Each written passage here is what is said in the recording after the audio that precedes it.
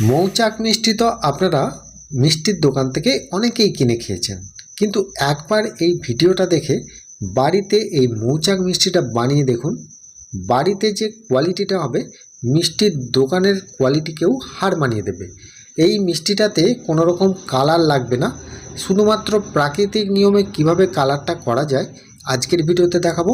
আর পারফেক্টভাবে রেসিপিটা কিভাবে করলে একদম মিষ্টির দোকানের মতো হবে সেটাই কিন্তু আজকের ভিডিওতে ক্লিয়ারভাবে আপনাদেরকে দেখিয়ে দেবো।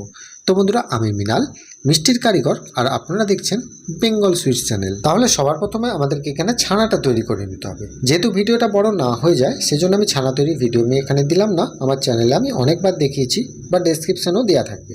এবারে দেখুন এখানে আমি 200 গ্রামের মতো ছানা তৈরি করে নিয়েছি। এই ছানাতে আমি দিয়ে দিচ্ছি 1 চামচের 4 ভাগের 1 ভাগ সুজি, আর ওই সেম পরিমাণেই ময়দা আর অ্যারারুট, এগুলো বাইন্ডিংয়ের জন্য দেওয়া হচ্ছে। আর এখানে দিয়ে দেবো একটু চিনির গুঁড়ো ওই একই পরিমাণে, আর একটু ছোটো এলাচের গুঁড়ো। এগুলো সব বাইন্ডিং দিতে হয়, কারণ এটা যেহেতু মোটা রসের মিষ্টি সেজন্য এখানে চিনির গুঁড়োটাও অ্যাড করতে হয়। আর সুজিটাও এখানে দিলে মিষ্টিগুলো কিন্তু ভেতরে জেলি ভাবটা আসে। আর এইভাবে কিন্তু হাতের তালুয়ে করে খুব সুন্দরভাবে এই ছানাটিকে মেখে নিতে হবে। যত সুন্দর করে মাখতে পারবেন ততই কিন্তু মিষ্টির কোয়ালিটিটা ভালো আসবে। দেখুন কত সুন্দর, হাতে একদম সফট লাগছে। এইভাবেই কিন্তু মেখে নিতে হবে। ছানাটা মেখে নেবার পর আমি এখানে গ্যাসেতে একটা কড়া বসিয়ে দিচ্ছি, আর এই কড়াতে 1 কাপ চিনি, মানে এখানে আমি 50 থেকে 60 গ্রামের চিনির থেকে কিছুটা কম পরিমাণে চিনি আমি কড়াতে দেব। দিয়ে এতে আমি কোনো কিছু জল দেব না।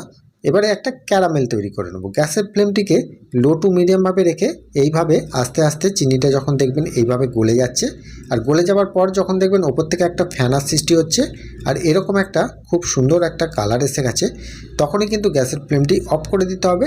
দিয়ে 1 কাপ জল অল্প অল্প করে কিন্তু এতে দিতে হবে। আর এই জলটা যখন আপনারা এতে দেবেন খুব সাবধানে দেবেন, যেহেতু এটা ফুটন্ত হয়ে যাবে, একদম জলটা দেওয়ার সঙ্গে সঙ্গে এটা ছিটকে যেতে পারে।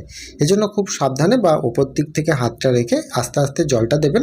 দিলেই কিন্তু এই ক্যারামেলটা একদম পারফেক্ট রেডি হয়ে যাবে।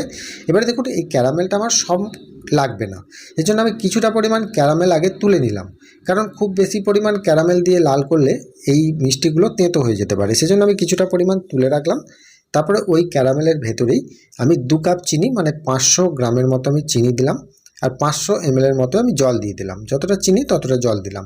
আর যে ক্যারামেলটা তুলে রেখেছি ওই ক্যারামেলটা যদি লাগে পরে আমি দিতে পারবো। দেখুন এখানেও কিন্তু কালারটা খুব সুন্দর এসে গেছে আমি যতটা পরিমাণ দিয়েছি। প্রথমে আপনারা কম করে ক্যারামেলটা দিয়ে করার চেষ্টা করবেন। চিনি আর জলটা দিয়ে গুলিয়ে একটা রস তৈরি হয়ে গেল। এবারে দেখুন আমাদেরকে এখানে মৌচাকের শেপটা তৈরি করে নিতে হবে। তার জন্য এখানে একটু তেল, সাদা তেল আপনারা ইউজ করবেন।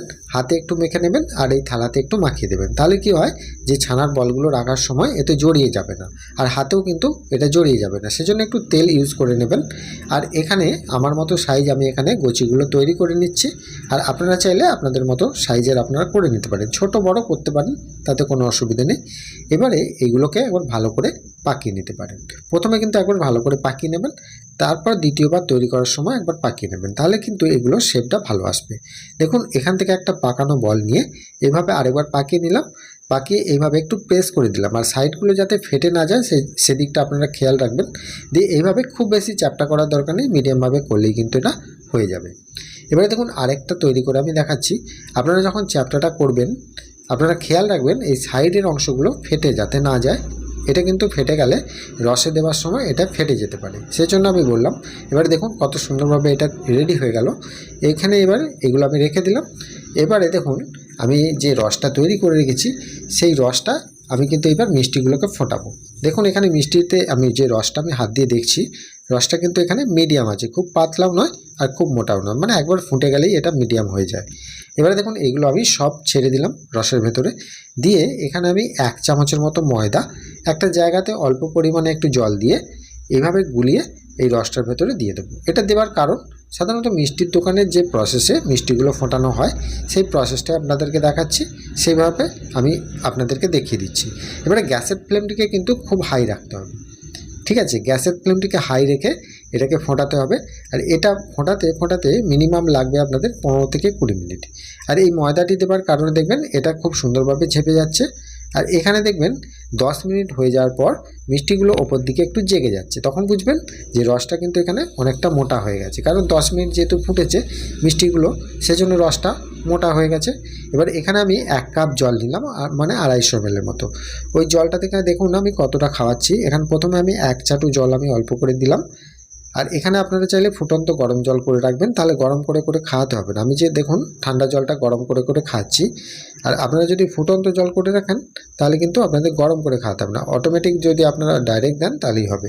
আর এখানে জলটা খাওয়ানোর সময় এই যে মিষ্টিগুলো জেগে যাচ্ছে এই রকম যেন না হয়, কারণ আমরা কারিগরি প্রসেস, আমরা কারিগর, আমরা মিষ্টিগুলো জেগে গেলেও আমরা এটাকে ঠিক করে নিতে পারবো।